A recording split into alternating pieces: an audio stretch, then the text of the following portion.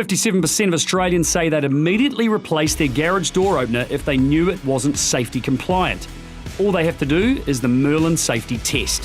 When you place an object like a block of wood under your closing door, it should reverse within less than a second, with a closing force of less than 40 kilos. These are the Australian standards to be met by all garage door openers from 2005.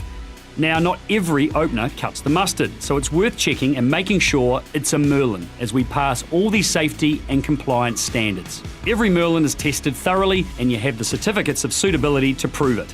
This all adds up whether you're selling, installing or specifying a garage door opener.